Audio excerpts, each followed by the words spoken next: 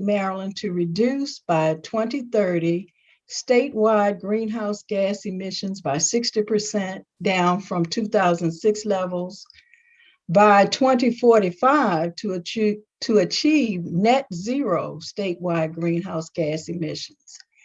It also required the Maryland Department of Labor to adopt regulations establishing energy conservation requirements for buildings by July the 1st, 2022. And finally, it established a goal of planting and helping to maintain 5 million sustainable trees of species native to Maryland by the end of 2030. Though this bill passed both chambers, disappointingly, it died on the last day of session as a compromise was unable to be reached. The bill will be back on the agenda, however, next year with hopefully more time to reach an acceptable compromise. If you'd like to read more about what happened and didn't happen, you'll find a really good article at the website marylandmatters.org. In concert with our state league's legislative priority of clean energy, the Restore Our Planet Earth Day theme, and President Biden's most recently held climate summit, the League of Women Voters of Anne Arundel County is proud to offer this evening's presentation, Climate Change, Global to Local, Individual Actions Make a Difference.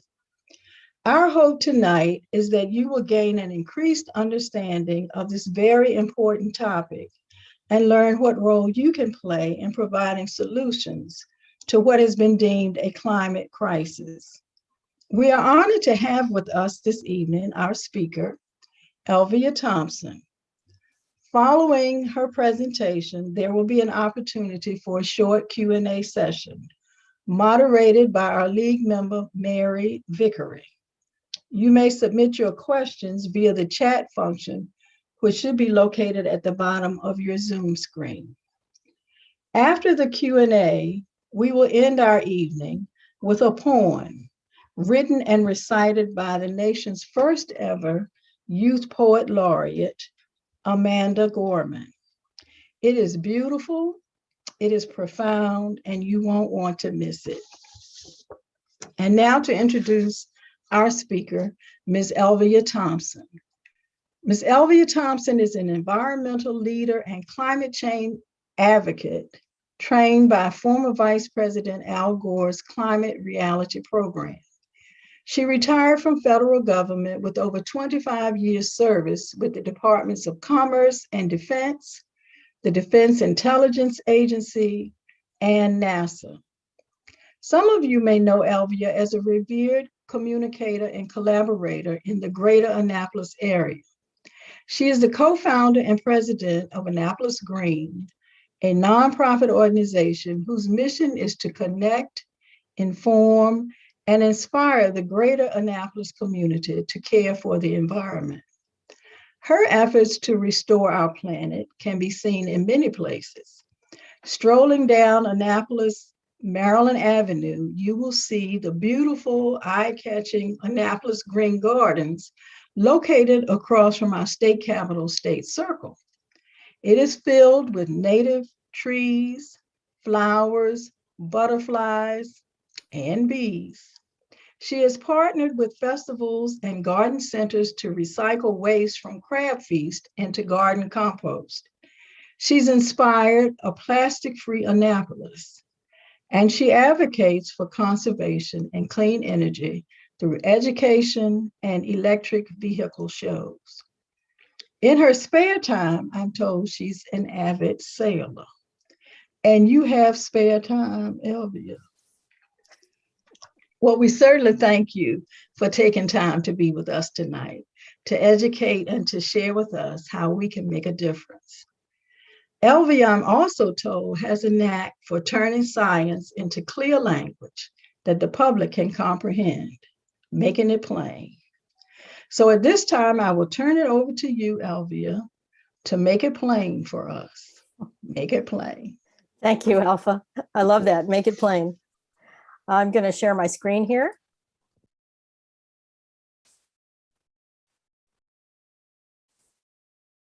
So this is what we're going to be talking about this evening. I'd like to, whoops, didn't mean to go that fast. I want to thank all of you for being here this evening, this beautiful evening when you could be outside taking a walk instead. But we'll be done in time for you to see the full moon at the end of the presentation. I'd also like to give a shout out to my co-founder of Annapolis Green. This is not a one-woman show, and that is Lynn Forsman. We co-founded Annapolis Green about 14 years ago. So on to climate. We have four crises that we're facing as a globe at the same time. We have, of course, the COVID pandemic, which was dealt with rather quickly and urgently because it's in our face all the time, and we could see people dying. There is the inequality in our world that we're dealing with. That's also in our face very quickly. And then there is the economic fallout that came from the pandemic, and that was in our face and hopefully will be dealt with quickly when things start to come back. But climate change is the slow motion crisis that ultimately is the most difficult to address and the one that will affect us the most in the end. So I'm thrilled that you're here to listen to a few words. I just want to say I'm not a scientist. So this will be, as you said, Alpha, plain. It'll be in plain language. But I hope that you walk away with a better understanding of why we're in this predicament and what we can do as individuals. So this is the photo that really got us as a society to think about what it means to live on this earth. It's beautiful, it's fragile, and this shot was taken by a NASA astronaut from the moon, and just really, I think, opened up the consciousness of people on this planet as to where we live and why we need to protect it. We had never had shots like this before NASA sent up satellites and also people. And this really gave us such a better understanding because when you take a photo of the globe like this, you don't see any political boundaries. You just see the earth and the sea. And look at how fragile our atmosphere is, how tiny it is. This is what protects us. This is what keeps the earth from just burning up. From solar radiation. So this is something that we're going to talk about today. So even in the face of how fragile this is,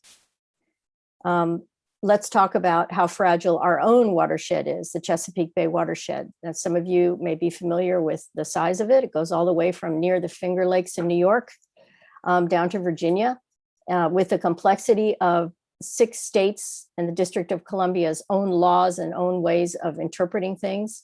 It's huge. It's 64,000 square miles, fed by many rivers and streams, and a population of 18 million people live in the watershed, and it's growing all the time. And the land use issues are varied from farms to suburbs to industry to cities. So that very fragile atmosphere, this is what we're doing to it. 152 million tons of pollution is put into that thin shell that protects us every day. Every day. It's absolutely unconscionable. Now that we know that this is happening, it's unconscionable that it continues to happen. And I just want to bring to your attention that last week, the American Lung Association gave Anne Arundel County specifically an F for air quality. And that's primarily due to ozone pollution. I don't know if you know this, but Maryland actually has some of the worst air in the country because the particulate matter and other things like that flowed over from the Midwest to affect us here. If you want to know more about the methodology that went into giving us this F, you can look at the State of the Air report that was prepared by the American Lung Association. So ozone in the atmosphere is a good thing. It protects us from radiation. You may have heard of ozone holes. So ozone in the atmosphere is good, but at ground level, it is not good. And it's a really toxic soup. The sun warms up the emissions of factories and cars and gives us very, very unhealthy air. You could protect yourself from this a little bit. You can check the daily air pollution forecast. This is especially important in the summer. The weather people on TV always have this. You can also go to air.now airnow.gov to get information, and don't exercise outside. And here's something you may not have thought of. You see the folks who are jogging next to the roads, next to congested highways. That's not good. That's not good, because they're taking in all of that exhaust from the cars, since most of our cars are either gas or diesel powered. So what can you do about all of this crud that's going up into our atmosphere? Well, you can drive less, you can carpool, you can ride a bike, you can drive electric, which I'm going to talk about throughout this presentation. And very important, especially in the summer, is don't let your car idle. And if you see somebody doing that, have the guts to say, hey, listen, would you go and turn off your engine, because you're really polluting the air. I've done that several times and nobody's yelled at me yet. Another thing that you're not going to like is not using your fireplace if it's a wood burning fireplace, and not using that bonfire out in the backyard. All of that adds to particulate matter in the air. And then also advocate for electric vehicles, including transit buses and school buses, and we'll talk more about that in a minute. And what you all do best at the League of Women Voters is get involved in legislation. And then finally, you can buy your electricity from renewable sources. We're lucky in Maryland that we have choices that we can make. So how did we get here? How did we get to this climate crisis? Well, before we knew any better, back at the start of the Industrial Revolution, we burned fossil fuels like crazy, like there was no tomorrow. Primarily coal, and it fueled the way of life that we have now. But now we know better. Now we know that burning fossil fuels, including natural gas, that is a fossil fuel, affects not only public health, but the climate itself. And we have now altered the world's ecosystem by doing this. So our question tonight is, can we bring it back into balance? So here's how it works. Solar radiation in the form of light hits our atmosphere. Some of it's reflected back in the form of infrared waves. But when you have the greenhouse gases in the atmosphere, it traps that heat and traps the CO2 that would normally go out into space. And that's how we get into this problem. That's a very top level, as you said, plain way to explain this. So this is where the biggest sources of greenhouse gases come from. So it's everything from thawing permafrost to extraction and refining, and the whole production of oil thing, forest burning, our transportation system. Industrial agriculture is a tremendous source, particularly of methane. So it's a lot of things. So the thawing of the permafrost is land that is perpetually frozen, but now with global temperatures rising, it's melting, and methane is being emitted. And I have seen documentaries where scientists go off like into, let's say, a glacier, or the edge of a glacier where the permafrost has melted and the glaciers are melting too, and they light a match, and the ice and snow actually flames up because the methane is just spewing out of this. You can't see it, but it's there. It's just, it's horrifying, actually. Imagine snow on fire.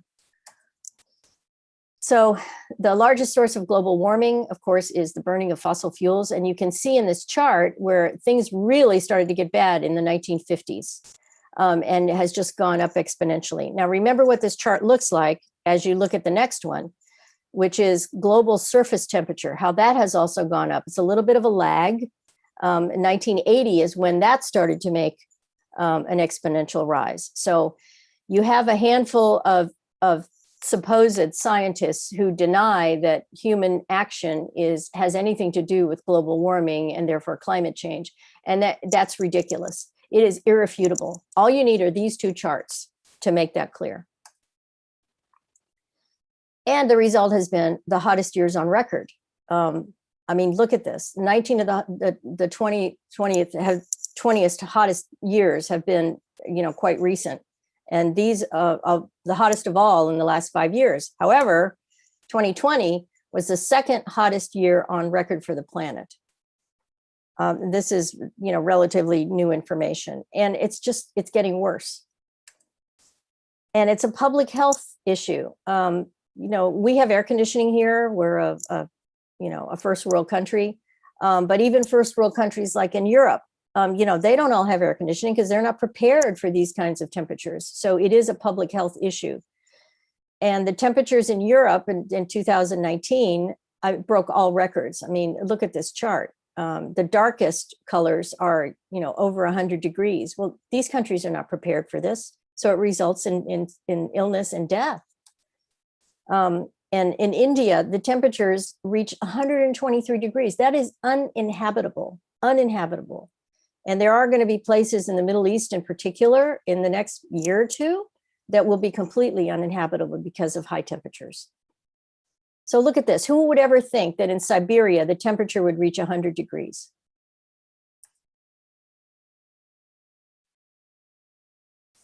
So I also want to talk a little bit about the ocean. 93% of the extra heat that's trapped by our human actions, that heat warms up the ocean.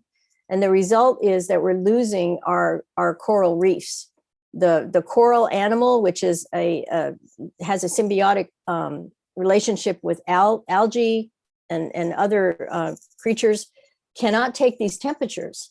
And so they spit out the algae that's inside of them and they bleach. They turn white, and then after a couple of days, they die. So I'm afraid that maybe in the next few years, coral reefs may just be something that you might only see in an aquarium, like in Monterey. I mean, they are dying at just unbelievable rates. And there is a lot of science. A lot of people are working on trying to develop species of corals that can take warmer temperatures. And people are growing coral. So we hope that coral reefs won't go away. The coral reefs are the forests of the ocean. But look at the change in ocean heat, the heat in the ocean since 2004 or so. And what happens with that? The hydrological cycle is affected by this heat. And you can see that rain then returns to the sea, it evaporates, and then rain, it's a circle. But when this is happening to such extremes, you end up with huge storms like Hurricane Harvey. It developed as quickly as it did because the Gulf of Mexico was so hot. And we continue to see this. Hurricane Florence was the same thing. And I think that in the next few years, it's not going to be unusual that a tropical storm would develop, and within 24 hours, suddenly it's a category 4 or 5 hurricane. So weather is very extreme, and it causes situations like this. Lots of loss of life, lots of loss of property. Is it safe to live near the ocean anymore? And it's not just here, it's also overseas. Here is San Jose. I mean, California has taken, a double whammy. It's not only flooding from extreme storms, but also fires. And this is Miami Beach. I was in Miami Beach when this was happening. I was trained in Miami, the Al Gore training, and this actually may be him walking here, I'm not sure. But I want to emphasize that this is not due to rain. This is a sunny day. This is water coming in from the ocean and flooding the streets in Miami Beach. And this is in England. I mean, look at the water level on the window of the shop. This is just incredible. So this is what the prediction is. 4 times more often, probably more often than that. This summer is going to be interesting to see what happens. So the cities at risk around the world. Look at Miami has a bullseye on it. And Annapolis is in there as well. Annapolis is kind of ground zero for not only sea level rise, but also ground subsidence. The ground is sinking all around the Chesapeake Bay while the water is coming up. So this measures in dollars assets at risk. That means buildings and things like that. So this kind of explains what I talked about before, but with the added feature that as the extreme heat causes the water to evaporate, it also kind of sucks the moisture out of soil, particularly bare soil, and that leads to droughts, and it leads to loss of crops, and leads to hunger, and leads to big old storms like this. So these are the countries that are, counties rather, in the United States that are the most vulnerable to disaster. due to unpredictable weather. And a lot of these areas, a lot of these counties are home to minority populations, as is always the case. It's always the minorities and the poor who face the worst of situations like this. This used to be a fertile field in Brazil, and look at it now. This is absolutely due to climate change. And climate change, as I mentioned a minute ago, leads to more fires, which leads to higher temperatures. So, and not just in the United States, this is Canada. You might not have expected this up in Alberta, you know, way far north of us. And this is the estimate of worldwide weather catastrophes, not the estimate, but the actual real data. This is a glacier in 1935, same glacier in 2013, it had melted. The declining ice mass in Greenland is really concerning. And it's kind of a self-promoting prophecy. You know, the more this ice melts, the hotter it'll get and the more ice will melt. And this is where we are now. So 10 top cities around the world at risk from sea level rise. Miami is in there again. It's number 9. The Department of Defense was, I believe, the first federal agency in the United States that saw climate change as a national security issue, a national security risk, because they understood, and still do, that water shortages, food shortages, disease creates climate refugees, and that creates instability, not only in the home country, but as they leave those home countries because they can't live there anymore, it puts pressure on Europe, it puts pressure on the United States and on other places and causes tremendous instability all around the world. So, you know, if people are hungry, they're going to take extreme measures to try to feed their families, no matter what those measures are. You know, going somewhere else, whether it's legal to migrate or not. And then, you know, there's the kind of the same issue, but with flooding. So this is the cost. This is the dollar cost, but of course the human cost is much higher than this.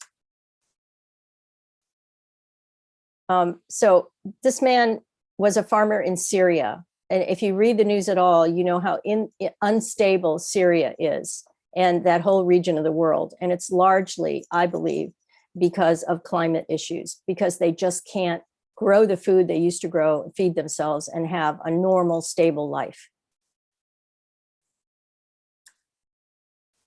So there you go. And what happens if you move, you know, people from rural areas into already crowded cities? You have the recipe for strife, for violence, for fanatic movements. So uninhabitable, yeah, people can't live in 123-degree temperatures.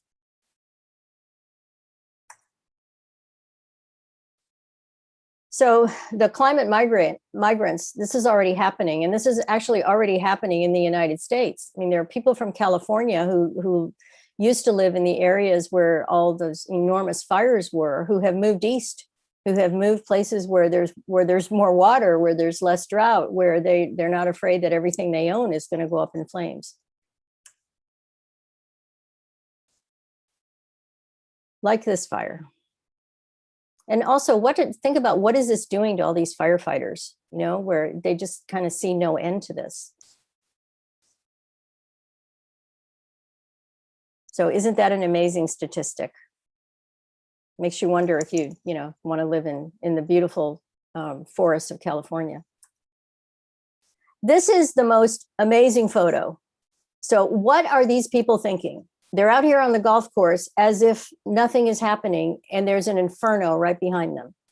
So this photo is emblematic of where we have been until quite recently, all around the world. You know, it's like Greta Thunberg said, the world is on fire, the earth is on fire, and yet we're playing golf or we have our heads in the sand. So this is what, the more people who understand these issues, the better. So there's also tremendous loss of ice in the Antarctic and in Greenland. So the melting of ice in Greenland is quite concerning. And this is a chart that shows the ice loss in Antarctica. Kiribati, a little country in the Pacific, has already bought new land because they see that their country in just a few years is going to be completely underwater because of sea level rise. That's very sad because it won't just be them moving. It'll also probably result in a tremendous loss or degradation of the culture, their Polynesian culture that they've had for centuries. So climate change is also a medical emergency. It's a public health issue. I don't think I need to explain that further. We are disrupting our natural ecosystems, and that causes diseases that were formerly tropical diseases to move north. And it also, because we keep reducing habitat and moving urban centers closer and closer to wild areas that were formerly the domain of animals, we run the risk of more of these zoonotic diseases, of which COVID-19 is probably one as well. So the tropical diseases are on the move, as you can see from this chart. I mean, look at Canada up there, West Nile virus in Canada and in Russia. Who would have ever thought that?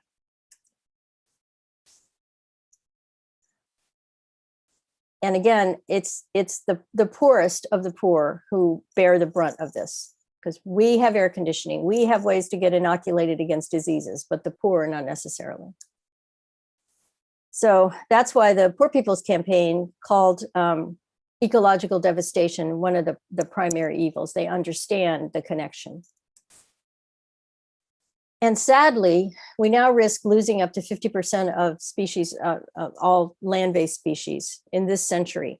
There's a man who works for National Geographic whose name is Joel Sartori, and he is taking portraits of animals, literally portraits of animals that are on the verge of extinction, because he realizes that these portraits are probably going to be the only record of these animals in a few short years.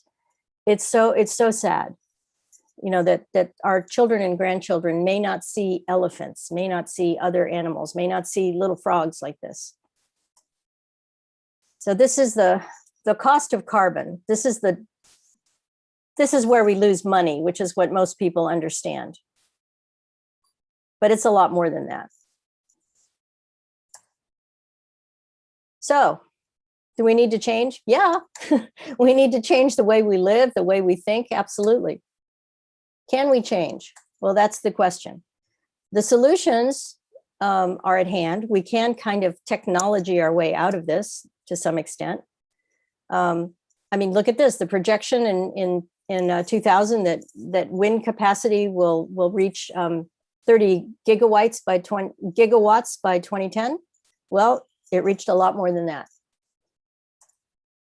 So, and the market, the economic markets understand this. Nobody's recommending that you buy Exxon or BP or any of the traditional energy stocks anymore. Not when, you know, it just doesn't make sense anymore. Even these companies who, by the way, knew that what they were doing was affecting climate change and hurting us all, and continue to extract oil and continue to frack for natural gas. You know, their stocks are just not, you know, not what you want to invest your money in right now. And you can see here that coal-fired power plants, not going to happen. Yeah, he admitted this, right? Well, it would be good if we would stop extracting, you know, coal and natural gas out of the earth. So this is a chart that shows you U.S. coal plants. And remember, the previous president said he was going to bring back coal, clean coal. There's no such thing as clean coal. But of course not. The market wouldn't allow it. So, you know, all of these plants are closing. But the thing here is we can't leave these people behind. We can't leave the coal miners behind. There have to be programs to retrain them to do something different, to allow them to work in some field that isn't coal to feed their families. We can't just up and close the plants and leave them hanging.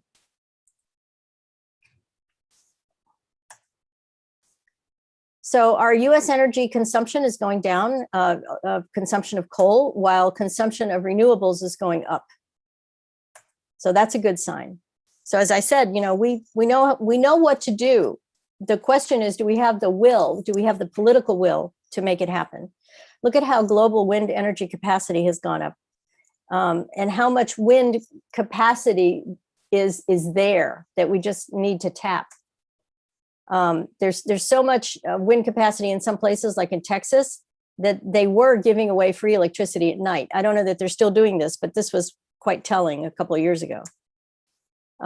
China is moving ahead with solar power big time, because they can see what's happening and they know that they need to clean up their own atmosphere, their own air, which has been terrible. Lithium-ion battery prices are going down, which affects the viability of electric cars that we'll talk about in a minute. And Tesla is investing not only in South Australia, but also in Nevada, big battery farms. You would think that there would be a solar panel on every building in Florida. No, Florida has been pretty backward, the government in Florida. But again, the market is what drives things. Florida Power and Light, which is like our BG&E, just announced this, that they're closing down their gas-fired power plants because they understand what's coming. Similar thing in California. They can't compete because wind and solar electricity is getting so inexpensive.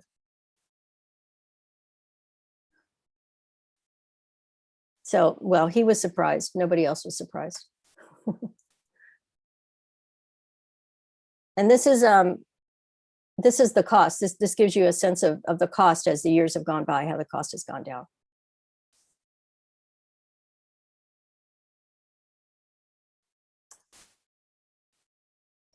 And electric cars, one of my favorite topics, because this is something that we can do. We'll talk about in a minute. Look how they have gone up. We'll continue to. And they have already reached price parity. And I'll talk about that in a second. So that the price of electric cars and gasoline cars are just about the same. And you can see it in television advertising. The major car manufacturers are now advertising electric cars, finally. And you can see the phase out for fossil fuel vehicles in all of these countries. This is just some of the manufacturers that have models in production. We're predicting that by the end of this year, there will be 140 different models of EVs, electric vehicles. Not all in the United States, but still 140 cars and light duty trucks being produced. So I always say that there's an electric vehicle in your future. There is. But we need to work on buses also, not only transit buses, but school buses. And you may remember that County Executive Stuart Pittman announced not too long ago that the county fleet was eventually going to be all electric, that no more gasoline cars would be purchased. We've been working with the city of Annapolis for some time now to try to get them to commit to that as well. We are part of the U.S. Climate Alliance, which is a good thing. And this was actually put together when the federal government wasn't doing what it needed to do. The state said, okay, fine, we'll take care of it. So a lot of companies see the writing on the wall. I mean, look at these logos. These are all brands that you know well, and they see what's coming. And this is why we're doing this, for the kids, because these young people are the ones who are going to have to deal with all these issues that we're leaving them. But we need to do our part so that we don't leave a world that's even worse than it is now for them. So these are some of the cities that have committed to 100% renewables. And so regarding solar energy, how does that, we looked at the chart about wind a little while ago. Solar energy, same thing. So there's a lot of promise out there with both of those technologies. Solar PV photovoltaic installations have gone up tremendously, while the cost of silicon that's used to produce them has gone down. And that's really important, particularly for developing countries where you can have a little village like this in Africa that still can use a solar panel to get electricity in the evening to power cell phones, and to have electricity so that they can have internet and school their children. Now, I love this chart. This is the solar market in Chile. It's literally off the chart. So if they can do this in Chile, we can do it here. And it's still going. So there's enough solar energy out there to power the earth, to meet all of our needs. We just need to harness it. So can we change? Yeah. Will we? It's up to people like us. So thank goodness, the new administration put us back in the Paris Agreement. Not that the Paris Agreement is a panacea, but at least it gets us in the room where 165 countries, I think, are all moving in the same direction. So I'm very happy that we're back in this and back talking to the rest of the world again. And people have woken up. I mean, do you remember the climate march in Washington? I mean, these things happen all over the world. So there are more people who are awake now. I remember about 10 years ago, I gave a talk. I was supposed to give a talk to a local civic association here about the Bay and issues with the Bay. Well, when I started my talk talking about climate change, this is something that just wasn't discussed 10 years ago. They were all looking at me like I was from some other planet, but that certainly wouldn't be the case now. So this is what we need to do. We need to join our voices with all of these other voices, and our votes to fight the climate crisis. So what can we do? So this is bringing it back home now. These are some of the things that we can do. Refuse, reduce, reuse, recycle, live a simpler life, buy less. Think about the earth when you buy something. Are you going to buy shampoo in a plastic bottle yet again, or are you going to buy shampoo in a little cake that looks like soap? I've been using those shampoo cakes for years. They work great. There's no plastic bottle. Detergent. I buy these things that look like little pieces of paper that I throw in the wash. There's no plastic jug. I'm not paying for transporting water, which is essentially what's in a detergent jug. So these are the kinds of things that you can do. And reducing single-use plastic is super important, not only for pollution reasons. The plastic that you're seeing here in this photo, plastic never breaks down. It just breaks up. It breaks up into tiny pieces. And those pieces end up being microscopic in size. They're in the ocean, they're in the air, they're in our food, and they're in us. We all have plastic in our bodies now. We're not quite sure what that means for our long-term health, but there it is. So other things you can do, plant natives. As Alpha said before, we do have a garden, even though we are no longer in that office. The building was sold, we are still maintaining the garden. And it's a demonstration garden under our Here We Grow program that shows how you can plant native plants, ornamental flowers, right in with food. And we call the garden beautiful and delicious. But planting trees is super important. This is a white oak. This is Maryland's state tree. It is a wonderful habitat for over 100 different species of little critters and a wonderful carbon sink. Change your diet. The harm that is done and the economic cost of growing beef in particular is huge. So if you can't do without meat, maybe just make it a special occasion food and eat a plant-based diet. It would not only be good for you, but also good for the planet. And grow some of your own food, as we mentioned before, beautiful and delicious. It puts you in touch with nature. And sometimes when those supply chains break down and you can't get tomatoes in the grocery store, well, you just go out to your front yard, not backyard, front yard, and pick the tomatoes that you need. And that's growing them without pesticides and without synthetic fertilizers. Very important. Pesticides are a huge problem that we don't have time to get into tonight. And drive electric. Electric cars are affordable now. Their operating cost is much lower than gas. And of course, you don't have the emissions. You don't have the maintenance issues. This is a chart that you can see on our website. So the yellow line in the chart shows the average cost of a gasoline car, about $40,000 right now for a new car. And there are 11 models of all electric that are about the same or cheaper. And there's also a very strong used EV market. So everybody can drive an EV right now. And charging infrastructure is growing. all the time. I have a whole presentation that I do on electric cars, how they work and where to charge and all that. But for this purpose, I just want to say that this is absolutely doable, and it is something that everyone can do, just about everyone can do right now. So use your voice. League of Women Voters is good at this. Your vote, super important. And don't be afraid to speak truth to power. You know, let your senator, your representative in Congress, your state legislator know that this is something that you care about. Because, you know, the world depends on it. Our bay depends on it. The whole globe depends on it. So that's my talk. This is kind of a word from the sponsor, The Inconvenient Truth and the sequel. These are really good things to research and to get to know. And finally, that's it. So I'm happy to take questions. So I'm going to unshare here. If anybody has any questions, I'd be happy to do my best to answer them. We actually do have some questions.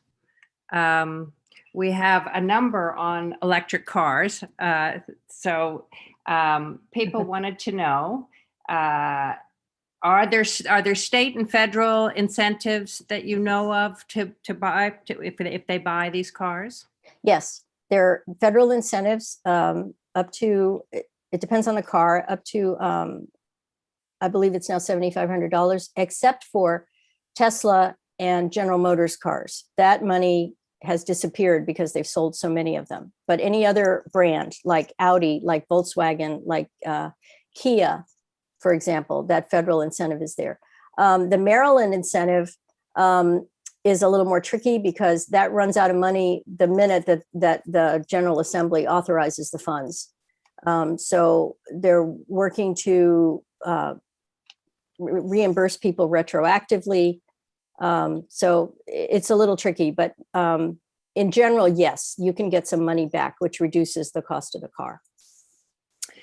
And for the batteries for the electric cars, how are we disposing of those? And well, we're not yet, because they have not outlived their useful life in most cases. I mean, I don't know of anybody who has replaced a battery.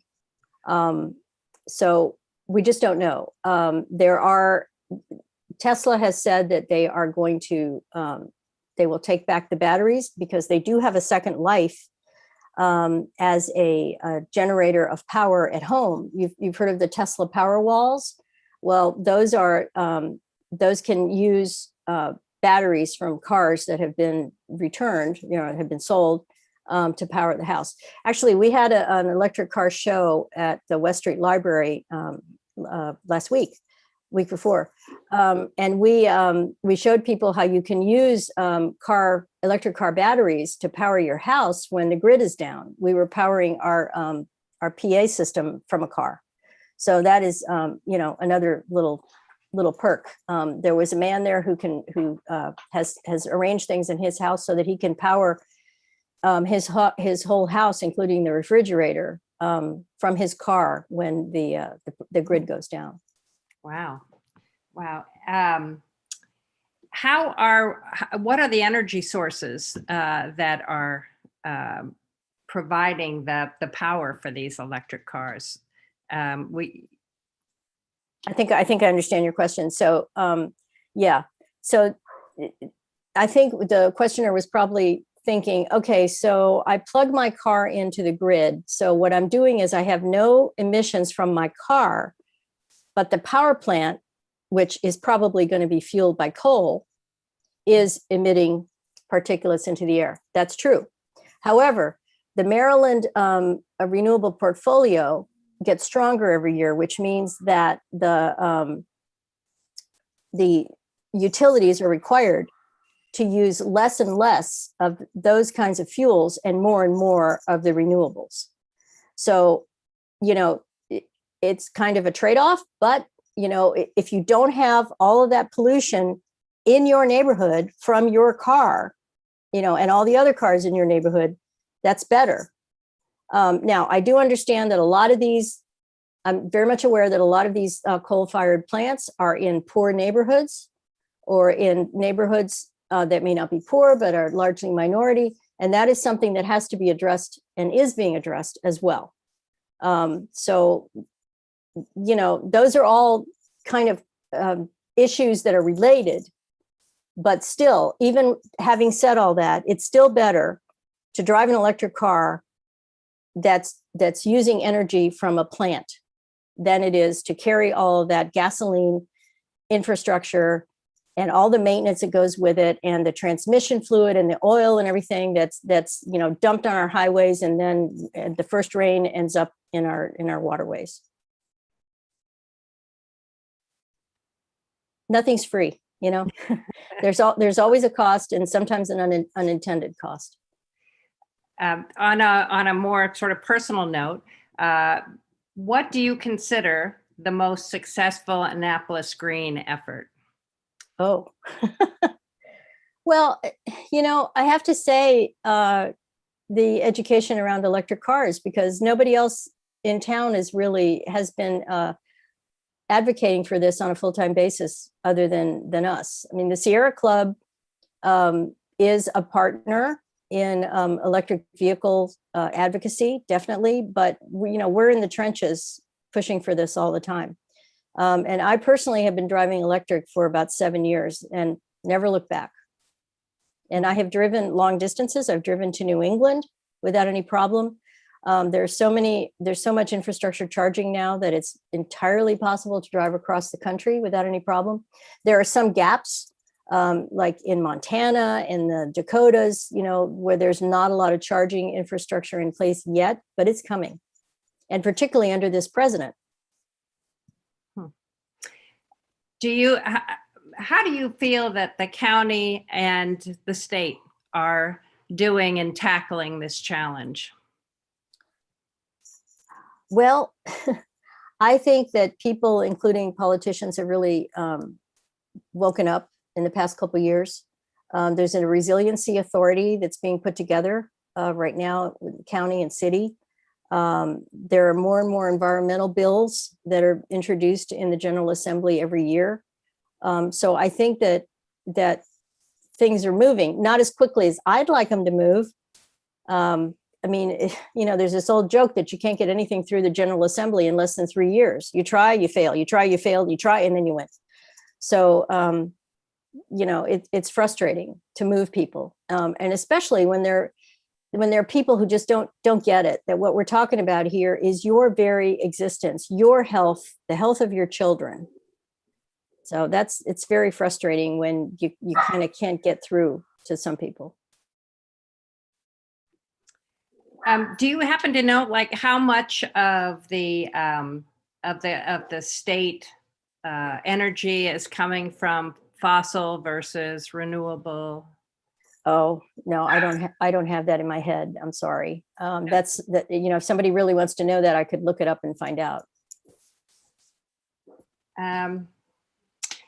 Okay, so given that we have that we're decreasing our consumption and we're increasing renewables, do you actually think that there's enough time that we can do this? I don't know. I hope so. I think that because of human nature, it has to be a fast crisis, not a slow motion crisis, before people will really act. So if COVID-19 had been a handful of people dying here and there, the vaccine wouldn't have been developed in, you know, less than a year. And I think it's got to be something really dire like this. People are starting to connect the dots. It's only within the last year that even the meteorologists on television have said when there's a big storm, and this is connected to climate change. Before, that was never mentioned. So do we have enough time? I don't know. I really don't know. But it's going to take all of us to make a difference. And you know, the source of these 4 crises all goes back to us as humanity, not understanding that we really are all in this together. No, and there's no time, there's no room for selfishness, for greed, which is where a lot of these problems emanate. And that may sound like sort of Pollyanna, but I mean, really, that's the only way this is gonna turn around. And last question, Alpha mentioned in the introduction that you're an avid sailor. In your sailing experience, have you noticed a significant change in the weather patterns on the bay yourself, and more storms? Oh, well, definitely more storms, but that's global. But I can tell you, not my own experience, but the experience of other sailors, is the incredible amount of plastic pollution in the ocean. I mean, it's to the point where, the big sailing races like the Volvo Ocean Race, adopted, there were teams that were dedicated to raising awareness about the environment. And there have been instances where racing boats have had to stop and somebody had to go overboard and pull the crud off the keel. I mean, yeah, it's just, that's growing all the time. And that's a problem that I don't see the solution to, other than all this stuff is just breaking down into tiny little pieces that marine animals mistake for food and eat. And then if we eat the fish, we eat that plastic too. So that's a terrible problem. That's why we need to reduce our single-use plastic. Right. Because, very little of our recyclables get recycled. Very little. And just because something's got the chasing arrows on it doesn't mean that it's recyclable. That's another thing that needs legislation. If it's not recyclable, then they ought to say so. No. Well, those are the questions that I've received so far. If people had further questions, could they send them to you at Sure. Green Annapolis? Okay. Yeah. So my direct email is starboard, like the right side of the boat, at annapolisgreen.com. Okay. All right. Thank you so much. So I want to thank everybody for their attention. I appreciate it. And then I think Alpha may come back to us.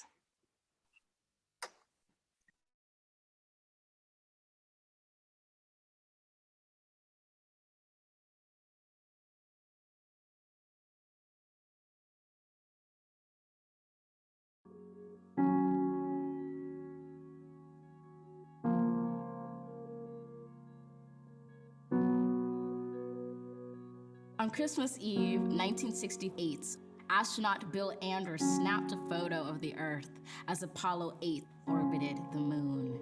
Those three guys were surprised to see from their eyes a planet looked like an Earthrise, a blue orb hovering over the moon's gray horizon with deep oceans and silver skies. It was our world's first glance at itself, a first chance to see a shared reality, a declared stance, and a commonality, a glimpse into our planet's mirror. And as threats drew nearer, our own urgency became clearer as we realized that we hold nothing dearer than this floating body we all call home. We've known that we're caught in the throes of climactic changes some say will just go away, while some simply pray to survive another day. For it is the obscure, the oppressed, the poor who, when the disaster is declared done, still suffer more than anyone. Climate change is the single greatest challenge of our time. Of this, you're certainly aware. It's saddening, but I cannot spare you from knowing an inconvenient fact, because it's getting the facts straight that gets us to act and not to wait. So I tell you this not to scare you, but to prepare you, to dare you to dream a different reality where, despite disparities, we all care to protect this world, this riddled blue marvel, this little true marvel, to master the verve and the nerve to see how we can serve our planet. You don't need to be a politician to make it your mission to conserve, to protect, to preserve that one and only home that is ours. To use your unique power to give next generations the planet they deserve. We are demonstrating, creating, advocating. We heed this inconvenient truth because we need to be anything but lenient with the future of our youth. And while this is a training in sustaining the future of our planet, there is no rehearsal. The time is now, because the reversal of harm and protection of a future so universal should be anything but controversial. So, Earth, pale blue dots, we will fail you not. Just as we chose to go to the moon, we know it's never too soon to choose hope. We choose to do more than cope with climate change. We choose to end it. We refuse to lose. We do this and more, not because it's very easy or nice, but because it is necessary. Because with every dawn, we carry the weight of the fates of this celestial body orbiting a star. And as heavy as that weight sounded, it doesn't hold us down, but it keeps us grounded, steady, ready, because an environmental movement of this size is simply another form of an earthrise. To see it, close your eyes, visualize that all of us in this room and outside of these walls or in these halls, all of us change makers, or in a spacecraft floating like a silver raft in space, and we see the face of a planet anew. We relish the view, we witness its round green and brilliant blue, which inspires us to ask deeply, wholly, what can we do? Open your eyes, know the future of this wise planet is right in sight, right in all of us. Trust this earth uprising, all of us bring light to exciting solutions never tried before, for it is our hope that implores us at our uncompromising core to keep rising up for an earth more than worth fighting for.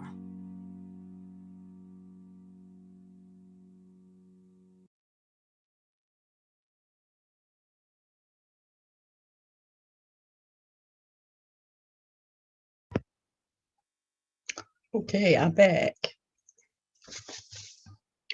Well, this has certainly been a fascinating and enlightening hour of presentation. And thank you, Elva, for making it plain, you and Amanda, for bringing some clarity to this issue, and also for sharing some ways that we can make a difference. I hope that the viewing audience saw themselves somewhere in the presentation and will act on what they saw using their voice and using their vote. Again, thank you, viewing audience, for sharing your time with us this evening. Thank you to our program chair, Marguerite Duffy, the visionary for this program, to our moderator, Mary Vickery, and to our own tech maven and wizard who works ever so quietly behind the scenes, keeping us on point at every turn. Thank you, Nisi. In closing, remember, all of us bring light to exciting solutions never tried before, for it is our hope that implores us at our uncompromising core to keep rising up for an earth more than worth fighting for. Good evening, everyone.